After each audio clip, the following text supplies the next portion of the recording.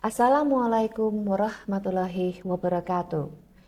Om Swastiastu, Namo Buddhaya, salam kebajikan, salam sejahtera, Rahayu. Perkenalkan, saya MA Primaningrum Dian, MPsi Psikolog. Saya adalah salah satu dosen di program studi bimbingan dan konseling Fakultas Ilmu Pendidikan Universitas PGRI Semarang.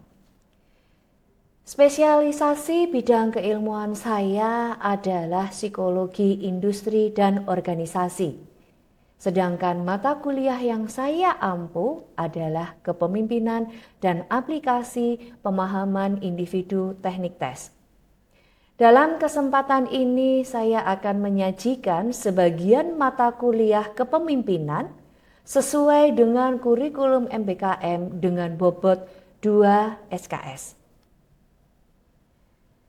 Sebelum menjelaskan lebih lanjut mengenai proses pembelajaran saya, perkenankan saya untuk menyampaikan rencana pembelajaran semester pada mata kuliah kepemimpinan. Deskripsi mata kuliah kepemimpinan adalah mata kuliah yang ditempuh pada semester 7 dengan bobot 2 SKS yang memuat materi mengenai konsep dasar kepemimpinan, kepemimpinan dan manajemen, manajemen dan konsep manajemen, kemudian kepemimpinan diri, gaya kepemimpinan, teknik kepemimpinan, kepemimpinan di lingkungan pendidikan baik pendidikan sekolah dan pendidikan tinggi, kepemimpinan di lingkungan industri, kepemimpinan di lingkungan organisasi, kepemimpinan efektif, implementasi konsep kepemimpinan, dan juga kepemimpinan diri. Mata kuliah kepemimpinan ini memuat kajian materi mengenai yang pertama, konsep dasar kepemimpinan yang meliputi hakikat kepemimpinan, teori kepemimpinan, elemen-elemen dasar dalam kepemimpinan.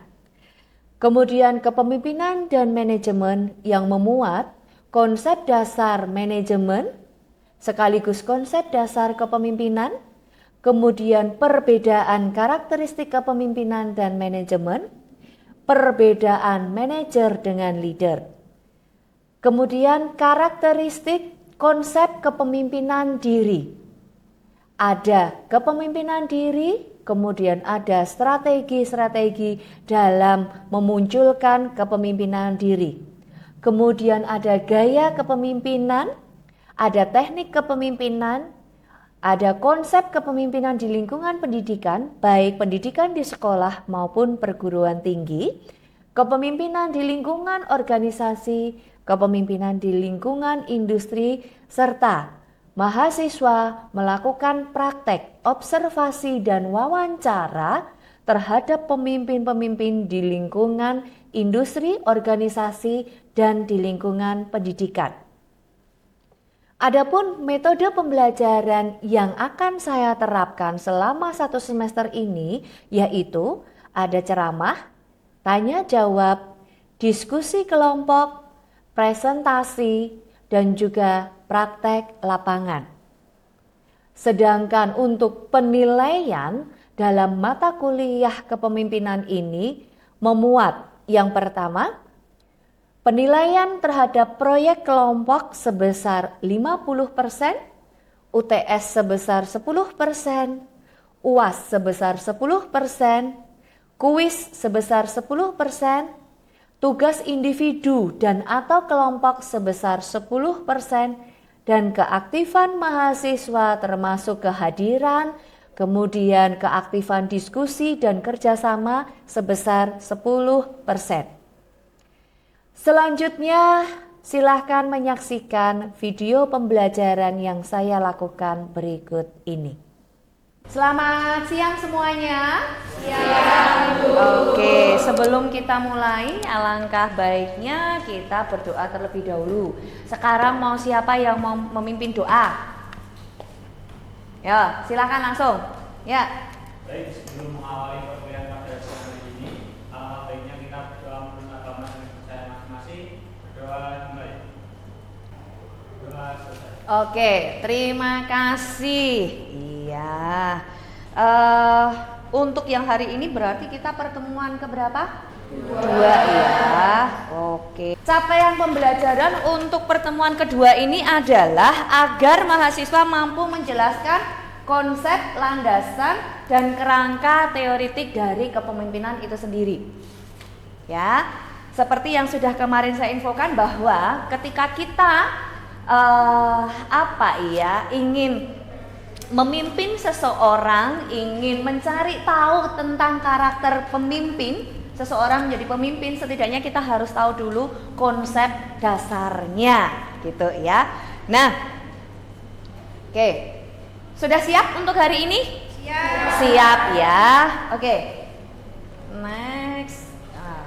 Nah, kata kepemimpinan, ada yang bisa menyampaikan kira-kira makna kepemimpinan yang ada dalam bayangan kalian itu seperti apa? Seorang yang memimpin. Ya, Mbak Sindu? Seseorang yang memiliki jiwa mampu memimpin orang lain, berada di depan. Oh, seseorang yang memimpin. Kira-kira tepat atau enggak? Yo, ya oke. Seseorang yang memimpin, kata kepemimpinan loh. Yo, tepat atau enggak? Yo, Arif.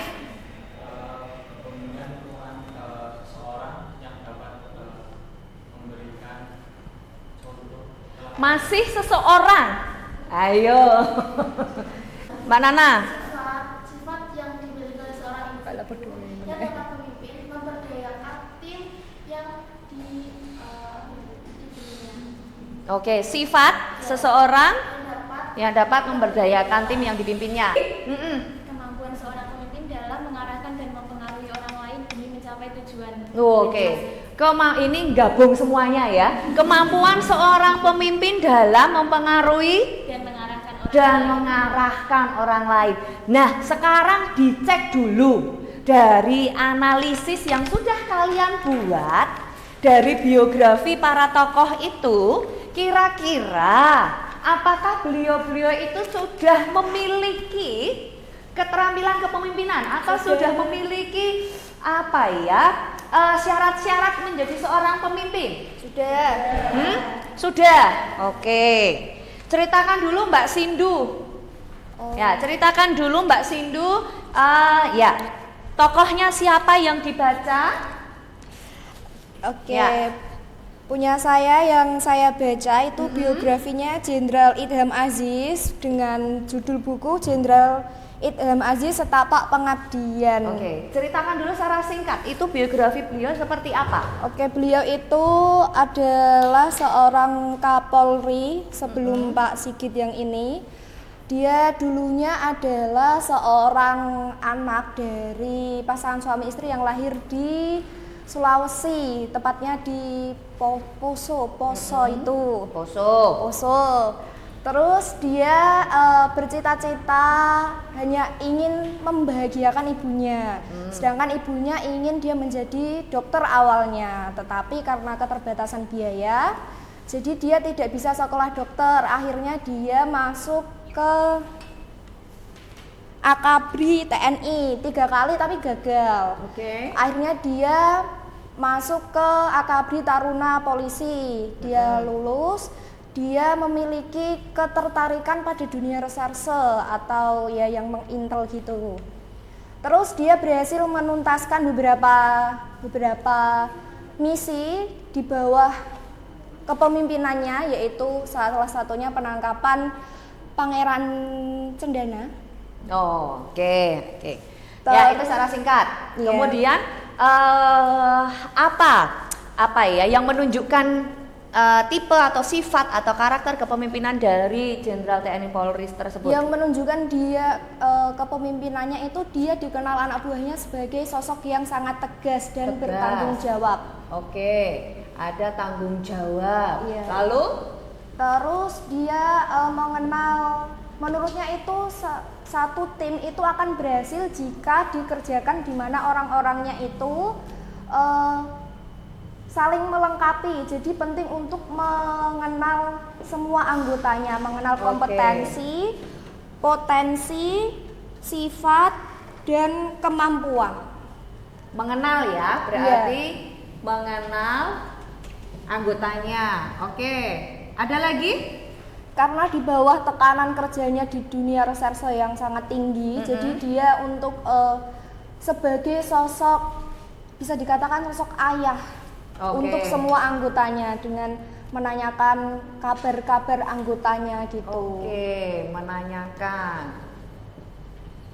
Oke. Yang lain? Yang lain, silakan. Saya ikut mengambil Esti. Muhammad Hatta. Oh, Muhammad Hatta.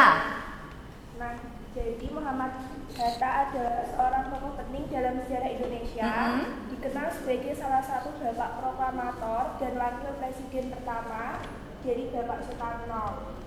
Nah, Muhammad Hatta ini mengedepankan pentingnya pembangunan ekonomi dan diplomasi internasional untuk pengakuan dan stabilitas negara. Nah, terus Muhammad Hatta ini juga dikenal sebagai sosok pemimpin yang demokratis, terlihat ketika masa perjuangan kemerdekaan Indonesia selalu melalui jalur diplomasi. Muhammad Hatta juga dikenal sebagai sosok seorang figur yang jujur karena tidak pernah melakukan praktek korupsi. Terus dalam gaya kepemimpinan yang dilakukan Muhammad Hatta adalah karismatik, demokratis, paternalistik, moralis, dan populitis. Terus gaya kepemimpinan ini dipengaruhi oleh faktor lingkungan, keluarga, pendidikan, dan sosial. Dalam ciri kepemimpinan Muhammad Hatta mencerminkan karakter dan dedikasinya dalam membangun dan mengelola negara Indonesia pada masa awal kemerdekaan yang berfokus pada integritas, pragmatisme, dan komitmen terhadap kemajuan bangsa. Oke, lalu dari Muhammad Hatta itu sendiri, Mbak Desti bisa menangkap kepemimpinannya seperti apa? Ada atau tidak? Iya, kalau menurut saya Muhammad Hatta itu menjadi seorang pemimpin yang jujur dan bertanggung jawab. Oke, bertanggung jawab, jujur. Terus Muhammad Hatta ini berkontribusi dalam menghadapi berbagai tantangan politik dan ekonomi. Kontribusinya seperti apa? Apakah ada di biografinya? Oke, ya nggak apa-apa, lanjut. Terus berbagai tantangan politik dan ekonomi yang dihadapi negara dari merdeka, termasuk konflik dengan Belanda dan masalah internal. Nah, berarti kalau menghadapi konflik ya internal ataupun dengan pemerintahan Belanda dan kemudian ada integritas gitu ya, berarti ada keberanian ya keberanian menghadapi konflik. Oke, berani menghadapi konflik. Oke, kemudian tadi juga menyebutkan ada integritas. Ada yang tahu makna integritas kira-kira? Oke, nggak apa-apa. Udah itu saja ya, Desti ya. Siapa lagi? Satu lagi. Siapa? Yang beda tokohnya. Tokohnya yang beda. Ayo, tadi katanya variatif. Ya, Nana. Tokohnya siapa? Hamzah Izul Haq. Itu tokoh dalam bidang bisnis. Oke, silahkan Mbak Nana secara singkat biografinya beliau. Kemudian kelahiran Jakarta 26 April 1993 yang merupakan seorang direktur utama PT Hamsa Indonesia di bidang kontribusi baja, tiang, polikon, ekonomi keluargisasi. Beroperasi lebih dari 25 tahun. Dalam gaya kepemimpinannya ketika sebagai pemimpin dapat bergaul dengan orang lain, menanggapi saran dan kreatif, inovatif, dan fleksibel. Untuk ciri-ciri kepemimpinannya memiliki berwatak keyakinan keras, Punya keyakinan yang keras. Iya. Oke. percaya diri, tidak bergantung pada orang lain, optimis, ketekunan, dan ketabahan dan kerja keras. Oke. Jadi ada ketambahan optimis, tekun, kerja keras. Ya. Lalu ada ketabahan. Yo, ketabahan. Ketabahan dalam hal apa? Iya. Oke. Ya, dan tidak tergantung pada orang lain. Yes, tidak tergantung pada orang lain. Desti, betul ya? Meskipun memang tidak semua orang mampu untuk persuasif mempengaruhi. Karena terkadang kan di sini udah bawaannya tuh pengen gitu ya. Rasanya pengennya dipites anggotanya gitu ya. Kalau nggak itu ya, kalau nggak bekerja sama, tetapi nggak bisa seperti itu ya, nggak bisa seperti itu. Seorang pemimpin bagaimanapun kondisinya tetap ya memang bukan berarti tidak boleh menunjukkan ketegasan atau menunjukkan kemarahan ya, boleh, it's okay menunjukkan kemarahan asal di tempat yang tepat, di waktu yang tepat, dan kemudian memang situasinya tepat ya. Itu jadi tidak mempermalukan anggotanya, karena kalau seperti itu tidak mampu untuk melihat tiga hal ini, ya kesejahteraan psikologis tercapai nggak? Dalam bekerja jelas pasti tidak tercapai. Nah, lalu bagaimana supaya itu bisa seimbang? Ya ini tadi yang sudah saya sampaikan ya, terutama lebih menekankan pada ini tadi, keahlian hubungan manusia. Ya, pertama ini konseptual. Oke, saya punya proyek begini nih, tapi tim saya begini. Nah, maka saya merancangnya adalah, oh, si A punya potensi ini, si B punya kelemahan ini, A, B, C, D, E ini punya masing-masing punya kelemahan, punya kelebihan ini. Maka ini yang pertama dilakukan oleh seorang pemimpin. Bagaimana caranya dia itu merancang, memunculkan ide, merancang proyek itu supaya kelima anggota saya yang punya kelebihan dan kelemahan bervariasi itu bisa terbungkus jadi satu. Nah, maka di sini keahlian hubungan manusia jalan. Pemimpin itu harus mampu untuk mengenal masing-masing anggotanya, bukan hanya sekedar kelemahan kelebihan. Ya, tapi mampu untuk menggali. Ya, menggali. Dia punya potensi apa nih? Meskipun ini dia kelemahan di sini, tapi dia punya potensi nih di bidang ini. Nah, seperti itu. Ya. Terus kemudian keahlian teknis. Ada banyak macamnya itu keahlian teknis tuh. Salah satunya menyelesaikan konflik. Itu tadi yang Pak Hatta, ya. Keberanian untuk menghadapi konflik itu nanti akan kita pelajari sendiri, ya. Nah, ketika tiga keahlian kepemimpinan ini bisa dicapai, maka hasil tercapai, anak buahnya jadi sejahtera enggak? Sejahtera. Jelas ya? Oke, ada lagi yang mau bertanya? Silahkan Mbak Sindu. Tadi di elemen kepemimpinan kan ada yang menyebutkan perubahan. Nah, misalnya dari seorang pemimpin, dia itu selama masa kepemimpinannya tidak ada perubahan, tetapi juga tidak ada kemunduran, jadi stabil lempeng aja gitu. Itu bagaimana? Oke, bagaimana tuh maksudnya? Pertanyaannya seperti apa? Itu maksudnya bisa dikatakan sebagai pemimpinkah? Karena ini kan di elemen kepemimpinannya kan ada perubahan. Oke. Bisa dikatakan sebagai seorang pemimpin-kah atau tidak? Belum. Siapa yang mau mencoba untuk membantu menjawab dulu? Jadi ini pertanyaannya adalah ketika individu yang memimpin itu, ya, anggotanya atau kelompoknya atau organisasinya tidak ada perubahan, tapi juga tidak mengalami kemunduran nih, jadi kan nggak bisa dipecat ya, ya. Nah, hanya stagnan aja. Nah, kira-kira apakah itu bisa disebut sebagai seorang pemimpin atau tidak? Siapa yang mau menjawab? Siapa yang mau mencoba menjawab? Nggak apa-apa, di kelasnya Bu Emma nggak ada kata salah, ya. Selama jawabannya tidak keluar dari materi kepemimpinan, ya. Siapa yang mau mencoba menjawab? Yo, Bu Emma tunggu. Ya, silakan Mbak Nana. Jika pemimpin tidak ada perubahan, belum dikatakan sebagai pemimpin. Karena kan kalau dilihat hanya sampai ke tahap tujuan organisasi. Nah, di situ tidak ada perubahan, tidak berjalan, ya bukan namanya pemimpin.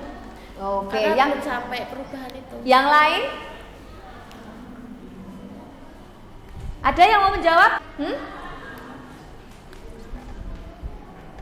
Nggak apa-apa, nggak ada kata salah di kelas Bu Emma. Kan sudah sering Bu Emma bilang. Ya, siapa? Kamu Mbak? Nggak apa-apa. Secara pemimpin, jika saat pemimpin terjadi perubahan itu menurut saya belum bisa dikatakan berhasil menjadi pemimpin. Oke. Karena berarti kan dia kan cuma kayak menyontek yang sebelumnya gitu dan organisasinya. Terus maka dari itu tidak ada pembaruan, berarti tidak ada perubahan. Terus tujuan organisasinya juga tetap sama kayak yang sebelumnya. Jadi Oh. kita berubah. Oke. Ya. Oke, jawabannya ditampung. Paham? Paham. Yakin? Tapi saya mikirnya masa gitu. Oke. Tadi mengatakan yang ditanyakan adalah apakah itu tetap bisa dikatakan pemimpin atau tidak? Yes, tetap bisa dikatakan pemimpin. Karena apa? Perubahan ini adalah terkait dengan keterampilan kepemimpinannya. Ya. Dia dikatakan pemimpin iya, tapi tidak menjalankan fungsi kepemimpinannya. Dia hanya menjalankan fungsi manajemen. Karena tidak ada perubahan begitu Mbak Sindu dan teman-teman. Kalau dikatakan pemimpin, ya. Wong dia sebagai seorang manajer atau dia sebagai supervisor, betul tidak? Dia memimpin, betul ya? Tapi dia tidak menjalankan fungsi dari kepemimpinan itu sendiri yang meliputi ada elemen-elemen ini. Nah, jadi dia lebih menjalankan kepada fungsi manajemen karena tidak ada kemunduran, betul ya? Iya. Hanya pokoknya stagnan aja. Lempeng aja. Ya, stagnan aja gitu ya. Nggak maju, nggak mundur. Jadi ya stagnan aja. Itu kalau bertahan sampai beberapa dekade bagus itu.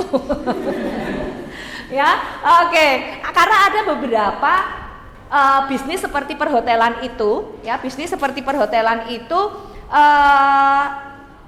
sampai dengan sekarang perhotelan itu bisa survive meskipun digempur dengan adanya banyak restoran baru, ya di itu hotel Siliwangi, tahu ya? Daerah Siliwangi, nggak ngerti, ya udah nanti kita jalan-jalan ke sana gitu ya.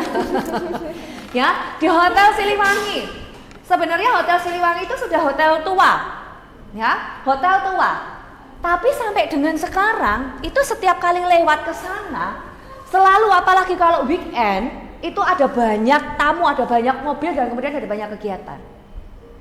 Ya, saya juga berdiskusi dengan suami saya.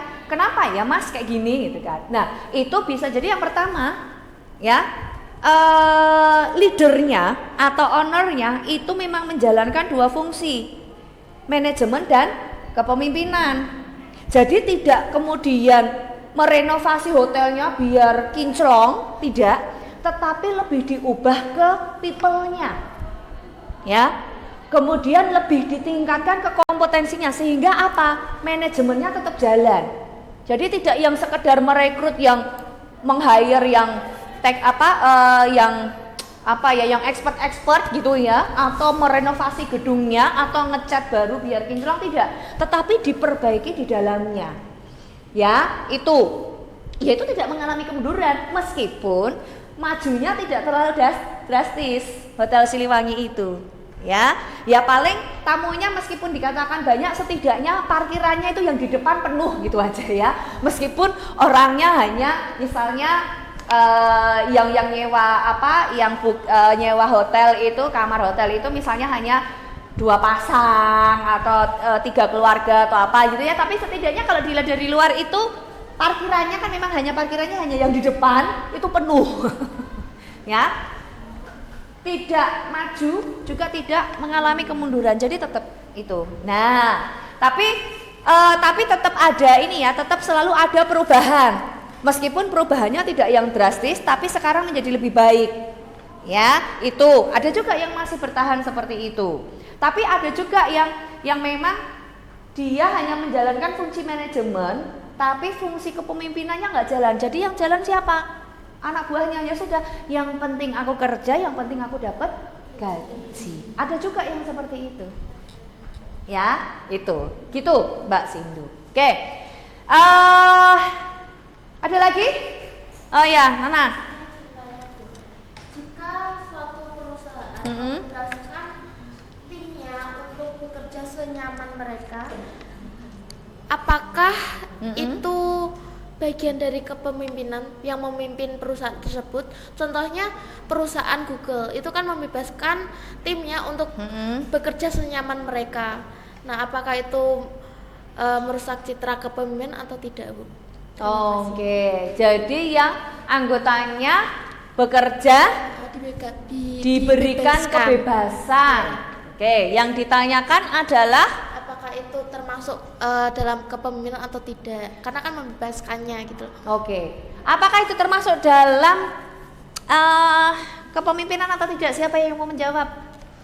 Ya, Pak Sindu. Menurut saya itu lebih ke ini Bu, keahlian memimpin dalam keahlian konseptual. Itu strategi untuk kan Google harus terus berinovasi ya. Jadi para karyawannya itu dibebaskan dengan kayak misalnya ada perosotannya di kantor, memakai sandal yang nyaman, baju yang nyaman itu tujuannya untuk otaknya karyawan itu biar tidak burn out. Jadi dia bisa menciptakan ide-ide inovasi untuk kemajuan Google. Oke, ada lagi yang mau menambahkan jawabannya? Ya, pahami dulu makna dibebaskan ya, Mbak Nana ya. Memang ada tipe kepemimpinan laissez-faire. Nah, nanti mungkin next akan kita pelajari itu juga. Ada tipe kepemimpinan laissez-faire. Tapi memang di situ jenisnya adalah kepemimpinan yang modelnya santai. Tapi santainya betul-betul santai, kewenangannya itu bawahannya yang mengambil keputusan dan sebagainya. Jadi seolah-olah tidak peduli, memang tidak peduli, gitu ya. Nah, itu berbeda dengan kepemimpinannya yang dari Google. Nah, betul seperti yang disampaikan Mbak Sindu tadi. Kita melihat dulu nih situasi tempat kerjanya seperti apa. Kalau di Google itu kan situasi kerjanya lebih mengutamakan apa nih? Dia bergerak di bidang apa? Teknologi ya. Dan kemudian pastinya perkantorannya kan juga memang orang-orang yang berkutat dengan laptop, dengan komputer, dengan sistem yang radiasinya itu tinggi. Betul ya? Iya. Nah, radiasinya tinggi loh. Laptop, komputer, apalagi kalau pakai layar besar kan setiap harinya begitu, berjam-jam. Bahkan itu 24 jam kayaknya ya. Ya, gitu ya. Nah, jadi mulai dari karyawan biasa sampai level eksekutif manajemen itu juga memang harus selalu memikirkan ide dan sebagainya. Jadi memang lebih mengutamakan otaknya. Nah, maka itu menjadi salah satu kebijakan dari Google supaya apa? Ini tadi karyawannya tidak mengalami penurunan kesehatan psikologis, kesehatan fisik, maka fasilitasnya itu hampir kayak mall. Betul nggak? Kalau di kantornya Google, betul ya? Fasilitasnya kayak mall, yaitu tadi ada tempat bermainnya, tempat santainya, ya itu. Tapi tetap mereka tidak melupakan, malah justru dengan santai itu mereka memunculkan ide-ide yang banyak, yang baru, yang fresh. Karena setiap saat harus ada apa? Perubahan ya, ada inovasi. Coba kalau buka Google, biasanya kan itu tulisannya Google berbagai macam ya, bentuk-bentuknya ya. Loh, itu juga membutuhkan daya pikir yang tinggi, daya inovasi yang tinggi. Nah, itu termasuk masih dalam CEO-nya Google itu ya termasuk masih menjalankan kepemimpinan. Meskipun karyawannya dibebaskan di kantor pakai sandal dan sebagainya, itu untuk memberikan kenyamanan, ya, kenyamanan bagi karyawannya untuk bisa selalu menyumbangkan ide, gagasan dan sebagainya, menciptakan inovasi. Itu ya, tetap masih. Oke. Baik, sepertinya sudah tidak ada lagi ya. Nah, kita berujung pada conclusion, kesimpulan. Yo, materi di pertemuan kedua ini apa yang bisa kalian dapatkan? Apa yang bisa kalian simpulkan? Ayo, siapa? Mau dicoret-coret dulu boleh, 30 detik. Ya biar gak lama-lama, yuk 30 detik. Ya, apa sih yang bisa disimpulkan dari materi hari ini? Apa yang bisa kalian sampaikan, yang bisa kalian peroleh? Yuk. Meskipun tadi tidak mencatat ya, karena kita kelasnya kelas mahasiswa gitu ya, tidak menyaling. Oke. Siapa yang mau menyimpulkan, mencoba menyimpulkan materi hari ini, termasuk sekaligus dengan tadi yang kita diskusikan, ada yang pertanyaan teman-teman dan sebagainya. Yuk, siapa yang mau menyimpulkan? Mbak Desti, menyimpulkan? Silakan. Jadi tadi aku dalam kepemimpinan ini proses memahami apa yang dilakukan orang secara bersama-sama, sehingga dapat dimengerti dan berkomitmen. Nah, di sini juga dalam hakikat kepemimpinan tadi Bu, yaitu ada dua, yaitu proses yang melibatkan pengaruh, membimbing dan memfasilitasi. Dan yang kedua yaitu perumusan visi misi, strategi dan perubahan. Dan juga ada 5 elemen dalam kepemimpinan, yaitu pemimpin pengikut, proses mempengaruhi, tujuan organisasi, perubahan dan orang.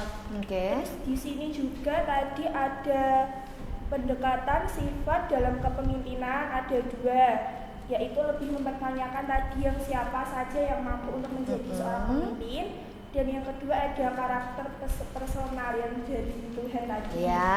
Terus di sini juga ada pendekatan keahlian, yaitu lebih mempertanyakan apa yang harus diketahui menjadi seorang pemimpin.